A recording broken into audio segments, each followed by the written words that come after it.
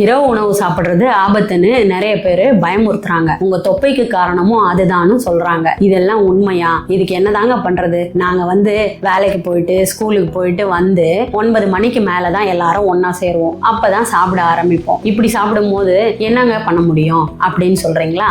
நிறைய ஆராய்ச்சிகள் என்ன சொல்றாங்கன்னா, இரவு சாப்பிடுறது ஆபத்து இல்ல, நீங்க எதை சாப்பிடுறீங்கன்றதுதான் முக்கியம் அப்படின்னு சொல்றாங்க. இதுக்கு 2 விஷயத்தை தவிர்த்தா போதும். நைட்டு பிரியாணி, நிறைய சாப்பாடு, ஸ்நாக்ஸ், 11 மணிக்கு மேல டிவி பார்த்துக்கிட்டே சாப்பிடுறது, இந்த மாதிரி எல்லாம் செய்யும் போது உங்க உடல் பருமனும் தொப்பையும் அதிகமாயிடும். 2வது, சாப்பிட்ட உடனேவும் தூங்கிடக்கூடாது. சாப்பிட்டு 2 மணி நேரம் கழிச்சு தூங்க போனா செரிமான பிரச்சனையும் குறைவா இருக்கும். அதே மாதிரி வேலைக்கு போறவங்க, பசங்க, இவங்க எல்லாம் 8ல இருந்து 9 மணிக்குள்ள சாப்பிடுறது பிரச்சனை இல்லை. ஆனா உங்க தட்டுல சோறு, சப்பாத்தி இதெல்லாம் கம்மியா இருக்கணும். காய்கறிகள், புரதங்கள், சுண்டல், பன்னீர் இதெல்லாம் அதிகமா இருக்கணும். அதனால நைட் சாப்பிடுறத பத்தி பயப்பட வேண்டாம். உணவுனோட வகையை மாத்தி நேரத்தை 1 மணி நேரம் முன்னாடி வச்சா போதும். தொப்பையும் வராது, நீங்க ஆரோக்கியமாவும் இருக்கலாம். இன்னைக்கு நைட் உங்க தட்டுல காய்கறி புரதத்தை அதிகப்படுத்துங்க. நைட்டு சாப்பிடுறது ஆபத்து இல்லை, ஆனா மாவு சத்தை குறைச்சு புரத சத்தையும் காய்கறிகளையும் அதிகப்படுத்தி சாப்பிடுறது ரொம்ப முக்கியம். இன்னைக்கு நைட் உங்க டின்னரை 8 மணிக்குள்ள